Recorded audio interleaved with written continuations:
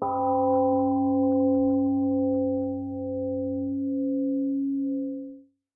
morning, everyone. I'm WonGong. I have been serving this temple for almost 2 decades. In 2005, our small practice community moved to this current location in Chapel Hill. From our very first steps onto our new land, well-established trees and holly bushes welcomed us. Over time, with a newly built Dharma hall and expanded garden, we have added hundreds of plants, big and small, trees, bushes, flowers, and vegetables. Some of them are now deeply rooted, and others are still rooting down as they acclimate to our garden environment. Sadly, over the years, some plants have not survived. Whenever I pulled out dead plants, I have always found pitiful roots, dry, shrunken, or rotten. On the other hand, when we dig out healthy, established plants in our garden to move to new locations, we witness the amazing power of their strong roots stretching deep into the soil. Roots are hidden from us, but they are the central part of trees and plants. Healthy roots are essential to life. So when planting or transplanting, my goal is always to help plants establish strong roots. With my sincere wish and prayer, I chant, "Dear plant, establish your roots well. Establish your roots well. May your roots be happy and connect deeply with the earth."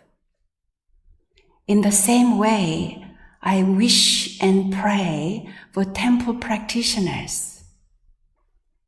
Dear friends, may you establish your roots well. May your spiritual roots be happy and connect with the ground of your true nature. What do roots mean to you in your practice journey? As practitioners, we strive to nurture our spiritual core as the central root of our lives.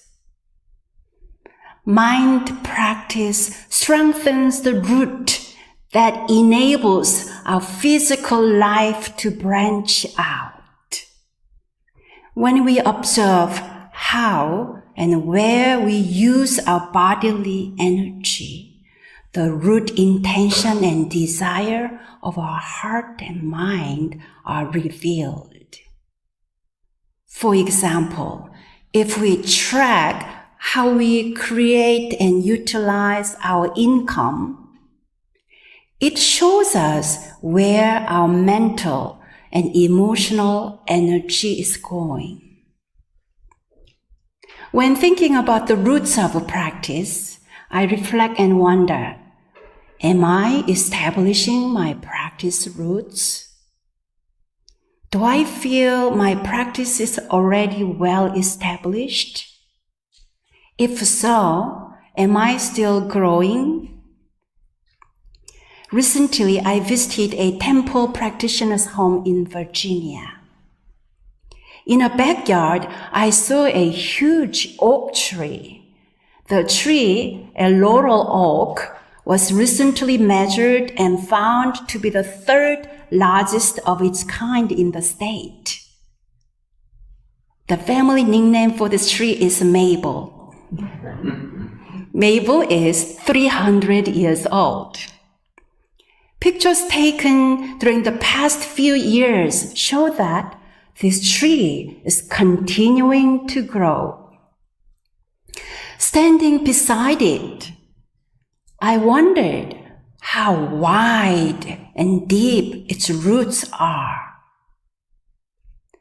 I doubt I will live as long as 300 years, but for the rest of my life, can I, like this tree, keep growing? In Won Buddhism, there are 4 ways to cultivate our roots that allow us to flourish: faith, zeal, questioning, and dedication. Faith means belief, which is the motive force that settles the mind. Zeal means a mind that heroically moves forward. Questioning means wanting to discover and know what we do not yet know about human affairs and universal principles. Dedication means a constantly devoted state of mind. Our teachers emphasize the rootedness of great faith propels the willpower of everything else. Great zeal, great questioning, and great dedication arise out of the strong roots of faith. Faith means belief, trust, and conviction, which become the motive forces that settle the mind. In Buddhism, faith develops through our own experience as we come to deeper understandings. Faith in truth. Faith in Dharma, faith in community, faith in one's true nature. Do you have faith in your true nature? Sometimes to me, faith in my true nature feels very natural, but sometimes I have to give my brain a little pinch to think about it. To invoke faith in my true nature, I recite dharmas like these. My original nature is free from disturbance. My original nature is free from delusive thoughts and reactivity. My original nature is free from self-doubt and judgment. I have faith in me. I am calm. I am peaceful. I enjoy meditation.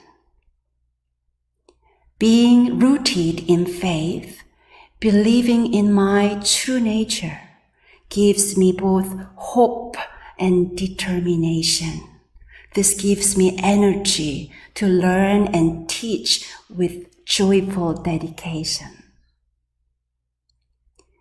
Master Chongsan, the second head Dharma master of Won Buddhism, said, if you wholeheartedly develop and apply belief, zeal, questioning, and dedication to mind practice, you will master the threefold practice of equanimity, wisdom, and skillful action. When you plant a bush or a tree, you do everything you can to help establish its strong roots.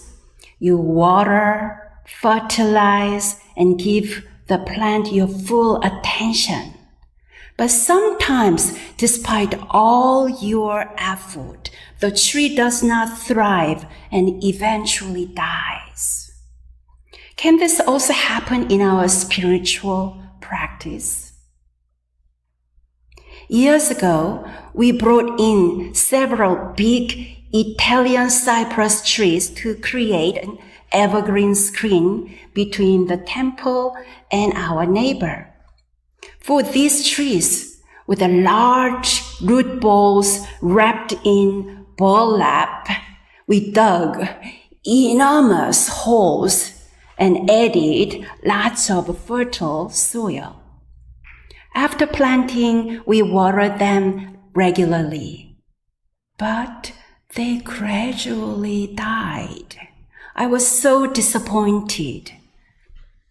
But I did not want to give up, so we brought in replacements, another round of trees with the gigantic root balls, hoping to make our temple garden happy as well as our neighbor.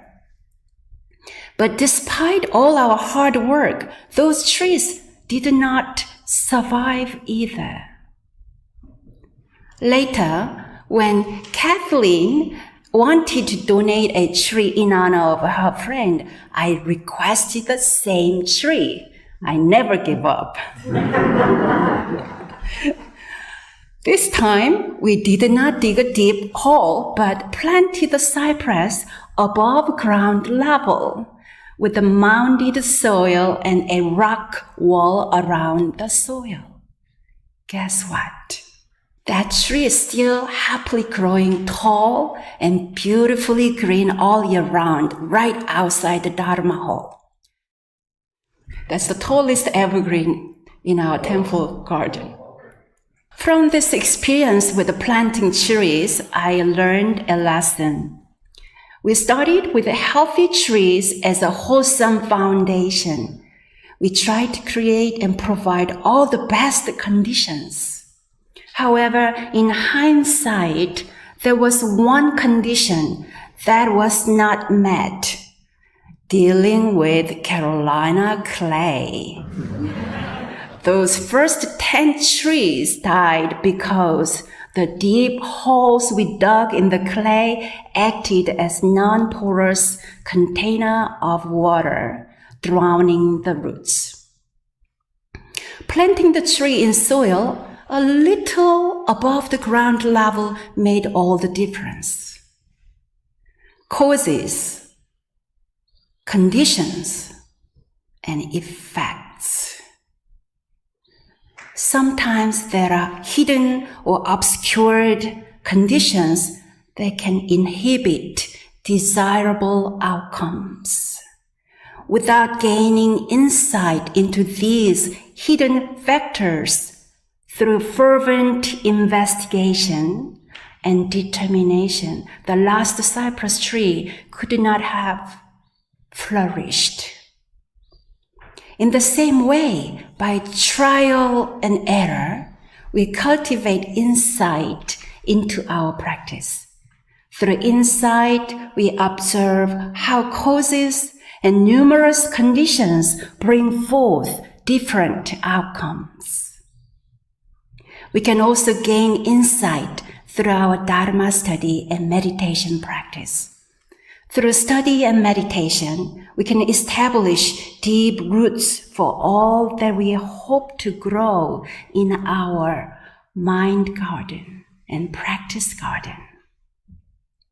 For example, some of you have been practicing and participating in our weekly class for 10 years.